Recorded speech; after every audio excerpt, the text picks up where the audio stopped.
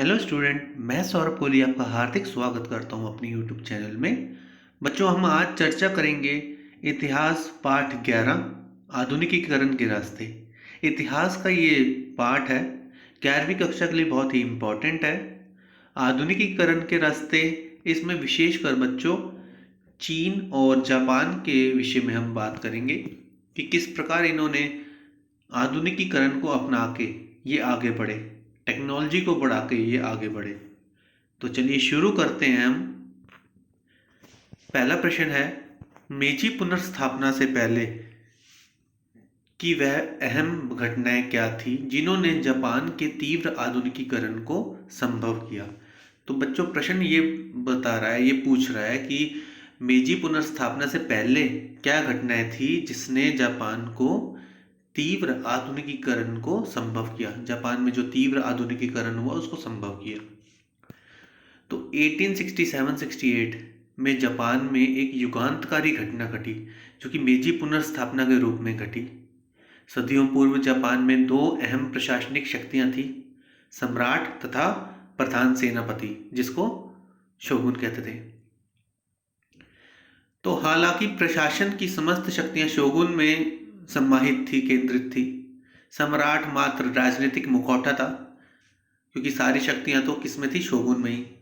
किंतु 1668 ईस्वी में एक आंदोलन द्वारा शोगुन का पद समाप्त कर दिया गया। उसके सारे अधिकार सम्राट के हाथों में दे दिए गए।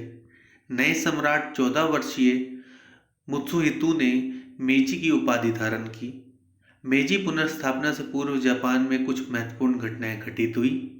फलस्वरूप आधुनिकीकरण का मार्ग प्रशस्त हुआ। 16वीं शताब्दी तक जापान में किसान भी हथियार रखते थे। फलस्वरूप यदा कदा अराजकता का वातावरण उत्पन्न हो जाता था, यानी कि हल्का फुल्का अराजकता का वातावरण पैदा हो जाता था। हालांकि इस शताब्दी के अंतिम वर्षों में किसानों से हथियार ले लिए गए। अब मात्र सामुदायी वर्ग, इसमें सामुदायी लिखा है, वैसे समुराय वर्ग है।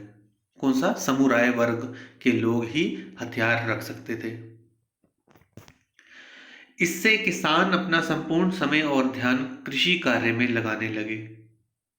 इससे पूर्व दाम्यों को अधिकांश समय शोगुन के निर्देशानुसार राजधानी एदो में व्यतीत करना पड़ता था। तो बच्चों, ये राजधानी एदो टोक्यो का पुराना नाम है।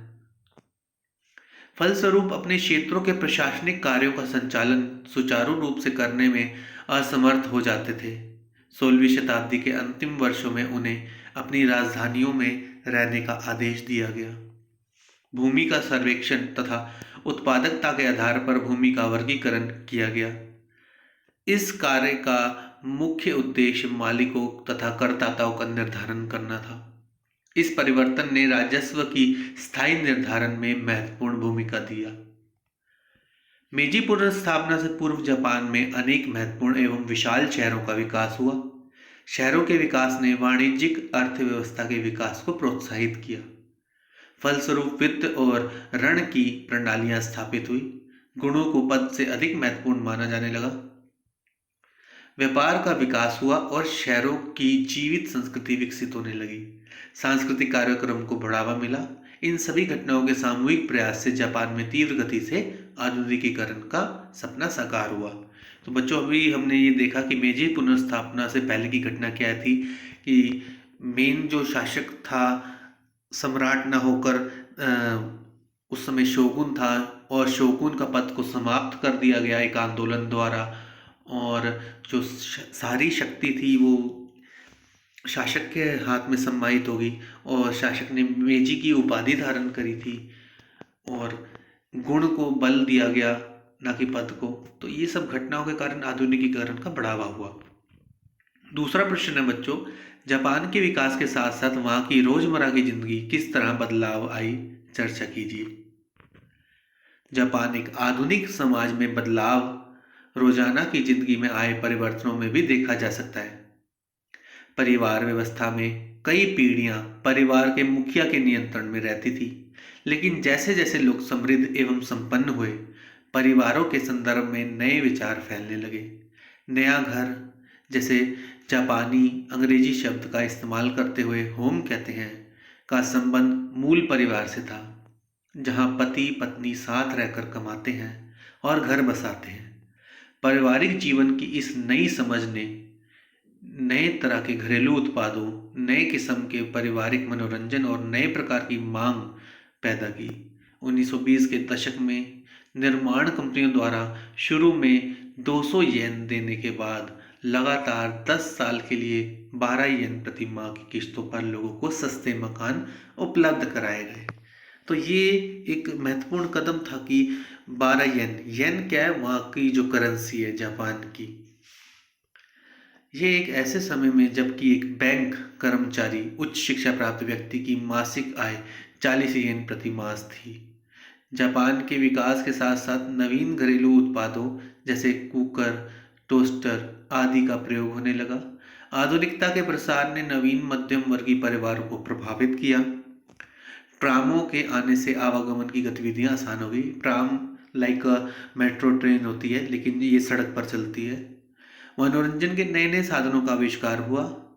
1899 ईस्वी में फिल्मों का निर्माण होने लगा।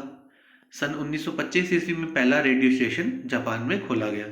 तो ये सब बदलाव आए, किस तरह उनको सस्ते दामों पर घर दिए गए और नए नए उत्पाद जैसे कुकर, टोस्टर, इनका प्रयोग हुआ। आधुनिकता में बढ़ावा मिला, मध्यम वर्गीय परिवार को सहायता मिली, मनोरंजन के साधन हुए, ट्रांसपोर्टेशन अच्छी हुई, रेडियो स्टेशन खोला गया। इन सब के कारण ही आधुनिक बना, रोजमर्रा की जिंदगी आसान होगी जापान वासियों की। आगे देखिए कि पश्चिमी ताकतों द्वारा पेश की गई चुनौतियों का सामना इस छिंग राजवंश ने कैसे किया। छिंग इसमें लिखा है, वैसे चिंग राजवंश उसमें बोला जाता है। चिंग राजवंश ने कैसे किया पश्चिमी ताकतों द्वारा पेश की गई चुनौतियों का सामना। तो चीन को उपनिवेशीकरण से बचाने के लिए चीन की व्यवस्था को सुदृढ़ बनाना नितांत आवश्यक था। अंत उसने आधुनिक प्रशासन, नई सेना और शिक्षा के लिए नई नीतियां का निर्माण किया। संवैधानिक सरकार की स्थापना हेतु स्थानीय विधायकों के गठन की तरफ ध्यान आकृष्ट किया। प्रशासकों का विचार था कि एक संवैधानिक रूप से चुनी हुई सरकार की पश्चिमी ताकतों द्वारा प्रस्तुत की गई चुनौतियों से भली प्रकार से निपट सकती है। जन सामान्य द्वारा राष्ट्रीय जागरूकता उत्पन्न करने के प्रयास किए गए। लियांग चिकाऊ जैसे सुप्रसिद्ध चीनी विचारकों का विचार था कि चीनियों में राष्ट्रीयता की भावना उत्पन्न करके ही चीन पश्चिम का सफलतापूर्वक विरोध कर सकता है। उनके मतानुसार अंग्रेज व्यापारियों के हाथों भारतीयों की हार का प्रमुख कारण भारतीयों में एकता और राष्ट्रीयता की भावना का अभाव था। अतः चीनी विचारकों ने जन सामान्य को उपनिवेश बनाए और देशों के नकारात्मक उदाहरणों से परिचित कराने का अहम कार्य किया। 18वीं शताब्दी में पोलैंड का विभाजन एक दृष्टांत बन गया। सर्वविदित है कि 1890 में के दशक में चीन में पोलैंड शब्द का प्रयोग एक क्रिया स्वरूप टू पोलैंड रूस, अर्थात हमें विभाजित करने किया जाने लगा। जनसाधारण की परंपरागत सोच को बदलने की कोशिश की गई, क्योंकि बुद्धिजीवी वर्ग का मानना था कि परंपरागत सोच को बदलकर ही चीन का विकास संभव है। उल्लेखनीय है कि उस समय चीन की प्रमुख विचारधारा कन्फ्यूशियसवाद से ओतप्रोत थी। 1890 के दशक में जिन अभ्यर्थियों या जिन विद्यार्थियों को जापान में अध्ययन हेतु भेजा जाता था, उन्होंने जापान के नए विचारों से प्रभावित होकर चीन में गणतंत्र स्थापित करने में महत्वपूर्ण भूमिका निभाई। सरकारी पदों की नियुक्ति में योग्यता को आधार बनाया गया। 1905 में रूस जापान युद्ध के बाद दीर्घकाल से प्रचलित चीनी परीक्षा प्रणाली को समाप्त कर दिया गया। परंपरागत परीक्षा प्रणाली में साहित्य पर बल दिया जाता था। फलस्वरूप यह विज्ञान एवं प्रौद्योगिकी के लिए की बाधक थी। सैन्य शक्ति को मजबूत बनाने के लिए अनेक महत्वपूर्ण सुधार किए गए। सेना को अत्याधुनिक अस्त्र शस्त्र से सुसज्जित किया गया। बच्चों, अगला प्रश्न है, सन्यात सेन के 3 सिद्धांत क्या थे। सन्यात सेन चीनी नेता थे। चीनी गणतंत्र की स्थापना इन्होंने करी। इनके नेतृत्व में 1911 में मंचू साम्राज्य को समाप्त कर दिया गया और चीनी गणतंत्र की स्थापना की गई। वह आधुनिक चीन के संस्थापक माने जाते हैं। वह एक गरीब परिवार से थे और उन्होंने मिशन स्कूलों से शिक्षा प्राप्त की, जहां उनका परिचय लोकतंत्र व ईसाई धर्म से हुआ। उन्होंने डॉक्टरी की पढ़ाई की, परंतु वह चीन के भविष्य को लेकर चिंतित थे। उनका कार्यक्रम तीन सिद्धांत सन मिन चुई चीनी भाषा में, जिसको हम तीन सिद्धांत बोलते हैं, के नाम से प्रसिद्ध हुआ। ये तीन सिद्धांत इस प्रकार हैं। पहला, राष्ट्रवाद। इसका अर्थ था मांचू वंश, जिसे विदेशी राजवंश के रूप में माना जाता था, उसकी सत्ता को हटाना। इसका पहला काम क्या था कि मंचू शासन का खात्मा, मंचू वंश को हटाना, राजवंश को हटाना, क्योंकि ये उसे विदेशी मानते थे। साथ ही साथ अन्य साम्राज्यवादियों को देश से खदेड़ना। दूसरा पॉइंट था इसका गणतांत्रिक सरकार की स्थापना, अन्य साम्राज्यवादियों को हटाना तथा गणतंत्र की स्थापना करना। दूसरा पॉइंट था। तीसरा पॉइंट है समाजवाद, जो पूंजी का नियमन करे और भूस्वामित्व में समानता लाए। संन्यासेन के विचार कुमिनतांग के राजनीतिक दर्शन का आधार बने। उन्होंने कपड़ा, खाना, घर और परिवहन, इन चार बड़ी आवश्यकताओं को रेखांकित किया है। तो पहले वो किसको हटाना चाहते थे? पहला पॉइंट है उनका मंचू राजवंश को। दूसरा, उन्होंने गणतंत्र की स्थापना करने की बात की। तीसरा, उन्होंने संन्यासेन के विचार थे कुमिनतांग के राजनीतिक दर्शन का आधार बने। उन्होंने कपड़ा, खाना, घर और परिवहन, इन चार बड़ी आवश्यकताओं को रेखांकित किया कि ये सभी को मिलनी चाहिए समाजवाद के रूप में। क्वेश्चन 5 है, कोरिया ने 1997 में विदेशी मुद्रा संकट का सामना किस प्रकार किया? एशियाई वित्तीय संकट। वित्तीय संकट का एक दौर था जो पूर्वी एशियाई और दक्षिण पूर्व एशियाई में जुलाई 1997 में फैला। इस संकट के कारण दुनिया भर में आर्थिक मंदी की संभावना जन्म लेने लगी। कोरियाई वित्तीय संस्थानों ने अपने अल्पकालिक दायित्वों का सामना करने में मदद के लिए कोरियाई सरकार ने अपने सीमित विदेशी मुद्रा भंडार का उपयोग किया। आगे प्रश्न बच्चों, क्या पड़ोसियों के साथ जापान के युद्ध और उसके पर्यावरण का विनाश तीव्र औद्योगिकरण का जापानी नीति के चलते हुआ? इतिहासविद कहते हैं कि औद्योगिकरण की जापानी नीति ने ही जापान को पड़ोसियों के साथ युद्धों में उलझा दिया और उसके पर्यावरण को समाप्त प्राय कर दिया। मेजी पुनर्स्थापना के तकरीबन 40 वर्षों के अंतराल में जापान ने आर्थिक, राजनीतिक, सामाजिक सभी क्षेत्रों में अभूतपूर्व प्रगति की। वहाँ के तत्कालीन सम्राटों ने विदेशियों की को जंगली समझकर उनकी विशेषताओं को नज़रअंदाज नहीं किया, अपितु उनसे स्वयं सीखने का प्रयत्न किया। फुकोकू क्यों है अर्थात समृद्ध देश मजबूत सेना के नारे के साथ सरकार ने अपनी नवीन नीति की घोषणा की। इस नई नीति का उद्देश्य था अपनी अर्थव्यवस्था एवं सेना को मजबूत बनाना। मेजी सुधारों के अंतर्गत अर्थव्यवस्था के आधुनिकीकरण पर अत्यधिक बल दिया गया। सरकार ने उद्योगों के विकास हेतु विदेशों से भी सहायता ली। सूती वस्त्र उद्योग को प्रोत्साहित करने हेतु कपास की नई नई किस्मों को विकसित करने का प्रयास किया गया। संचार और यातायात के अत्याधुनिक संसाधनों ने आर्थिक क्रांति में अपना महत्वपूर्ण योगदान दिया। 20वीं शताब्दी के प्रथम दशक तक जापान की गिनती विश्व के सर्वोत्तम औद्योगिक देशों में होने लगी। औद्योगिक विकास की तीव्र गति ने जापान को पड़ोसियों के साथ युद्ध करने के लिए विवश कर दिया। जापान भी बाजार की खोज में 19वीं शताब्दी में औपनिवेशिक दौड़ में सम्मिलित हो गया। जापान के साम्राज्यवाद का एक अन्य प्रमुख कारक एशिया और प्रशांत क्षेत्र में अपनी श्रेष्ठता को स्थापित करना था।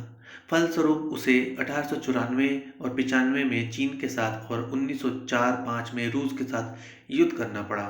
1872 में जापान की जनसंख्या 3.5 करोड़ थी। औद्योगिकीकरण के कारण 1920 तक आते आते जापान की जनसंख्या 5.5 करोड़ हो गई। प्रथम विश्व युद्ध के पश्चात जापान की अर्थव्यवस्था निरंतर विकास की ओर बढ़ने लगी। वह सूती वस्त्र, रेयन और कच्चे रेशम का सबसे बड़ा निर्यातक बन गया। युद्धों के परवर्ती काल में इंजीनियरिंग एवं लोहा इस्पात उद्योग के क्षेत्र में जापान ने अद्वितीय विकास किया। तीव्र गति से औद्योगिक विकास का एक नकारात्मक पक्ष था कि पर्यावरण का दिन भर दिन दूषित होना। औद्योगिक विकास ने लकड़ी की मांग में वृद्धि की, जिससे पेड़ों को अंधाधुंध कटाई हुई। फलस्वरूप पर्यावरण पर इसका प्रतिकूल प्रभाव पड़ा। प्रथम संसद 1897 में निम्न सदन के सदस्य तनाको शोजो ने औद्योगिक प्रदूषण के विरुद्ध में पहला आंदोलन किया। उनका मानना था कि मानवीय हितों को नज़रअंदाज करके औद्योगिक विकास करना मानव जाति के प्रति क्रियावादी कदम है। द्वितीय विश्व युद्ध के पश्चात जापान में होने वाले तीव्र औद्योगिक विकास का जन सामान्य के स्वास्थ्य पर बुरा प्रभाव पड़ा। अर्गजी को जहर एक भयंकर अस्थायी बीमारी का कारण था। यह एक आरंभिक सूचक था कि फलस्वरूप 1960 के दशक के उत्तरार्ध में हवा इतनी दूषित हो गई कि अनेक समस्याएं उठ खड़ी हुई। ये कहना उचित ही होगा कि तीव्र औद्योगिकीकरण की जापानी नीति ने जापान को सीमावर्ती देशों के साथ युद्धों में उलझा दिया, साथ ही साथ वहां के पर्यावरण को भी दूषित कर दिया। सातवां प्रश्न है, क्या आप मानते हैं कि माओ त्से-तुंग और चीन के साम्यवादी दल ने चीन को मुक्ति दिलाने और इसकी मौजूदा कामयाबी की बुनियाद डालने में सफलता प्राप्त की? तो अधिकतर इतिहासकारों का विचार यह है कि माओ त्से-तुंग और चीन के साम्यवादी दल ने चीन को मुक्ति दिलाने और इसकी मौजूदा कामयाबी की बुनियाद डालने में सफल रहे। प्रथम विश्व युद्ध के पश्चात ही चीन में साम्यवादियों के प्रभाव में बढ़ोतरी होने लगी थी। 1921 में साम्यवादी दल की स्थापना की गई, जो अपने प्रारंभिक चरण में ही एक शक्तिशाली दल बन गया था।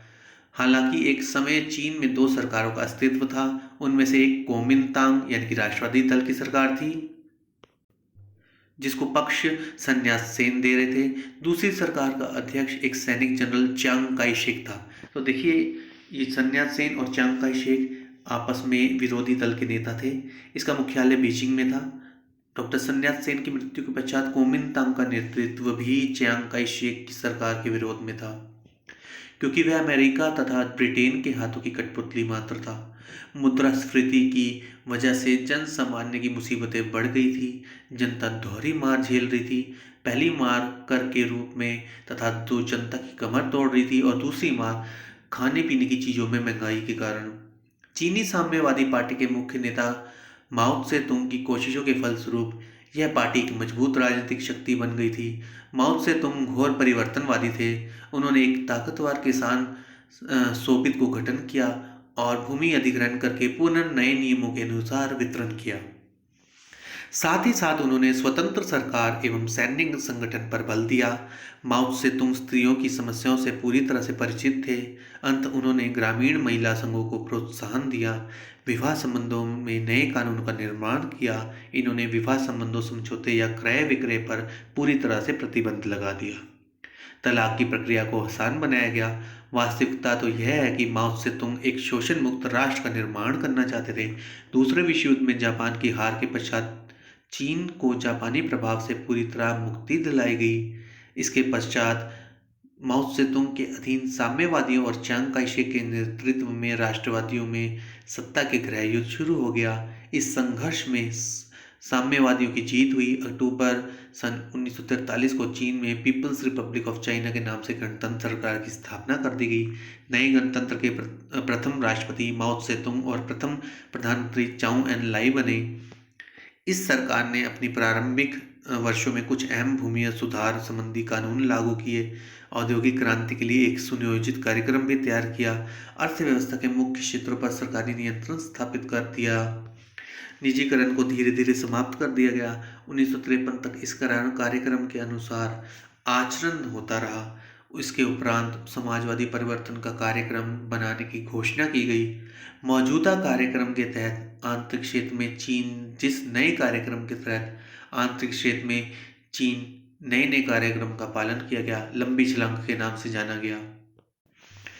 इस कार्यक्रम का प्रमुख लक्ष्य आर्थिक सुधार करना था। माओ ने 1954 में तथा 1956 में क्रमशः कृषि का सहकारिताकरण तथा सामूहिकीकरण आरंभ करने की दिशा में अहम कदम उठाया। चीन वासियों को अपने अपने घरों के पिछवाड़े इस्पात की भट्टियां लगाने के लिए प्रेरित किया गया। गाँव में पीपल्स कम्युनिस्ट स्थापित किए गए। यह सामूहिक उत्पादन तथा सामूहिक अधिकार के तहत कार्य करते थे। ऐसे समुदायों में चीन के 98% कृषक आते थे। माओ त्से तुंग ऐसे समाजवादी व्यक्तियों का निर्माण करना चाहते थे जिन्हें पितृभूमि, जनता, काम, विज्ञान तथा जन संपत्ति पांचों में भेद प्यार हो। उन्होंने महिलाओं के लिए All China Democratic Women's Federation तथा विद्यार्थियों के लिए ऑल चाइना स्टूडेंट फेडरेशन का निर्माण किया। वे योग्यता से अधिक महत्व विचारधारा को देते थे। अंत माओवादी तथा अनेक आलोचकों के मध्य संघर्ष प्राय होता रहता था। माओ त्से-तुंग ने अपने आलोचकों को मुंह तोड़ जवाब देने के लिए 1965 में महान सर्वहारा सांस्कृतिक क्रांति का प्रारंभ किया। इसके अंतर्गत पुरानी आदतों, पुरानी संस्कृति तथा पुराने रीति रिवाजों के प्रतिक्रिया स्वरूप अभियान छेड़े गए। इन अभियानों के मुख्य रूप से सेना एवं छात्रों का प्रयोग किया गया। साम्यवादी पेशेवर योग्यता पर भारी पड़ी। तोषारोवन ने नारेबाजी और तर्कसंगत वाद विवाद आच्छादित कर दिया।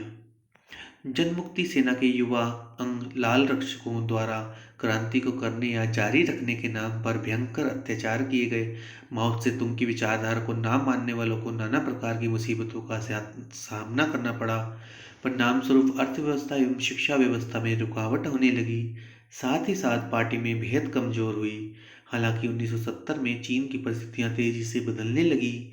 वहां की अर्थव्यवस्था विकास के पथ पर अग्रसर होने लगी तथा चीन परमाणु शक्ति में भी संपन्न हो गया। राष्ट्रपति निकलसन के काल में अमेरिका ने भी साम्यवादी चीन को मान्यता प्रदान कर दी। कालांतर में यह संयुक्त राष्ट्र संघ का सदस्यता तथा सुरक्षा परिषद का स्थायी सदस्य भी बन गया। तो बच्चों, इस प्रकार आज हमारा ये चैप्टर कंप्लीट होता है। आप इस चैनल के साथ जुड़े रहें। इसे लाइक, शेयर एंड सब्सक्राइब करना बिल्कुल ना भूलें। बेल आइकन को जरूर प्रेस करें ताकि सारी नोटिफिकेशन आप तक जरूर मिले। धन्यवाद।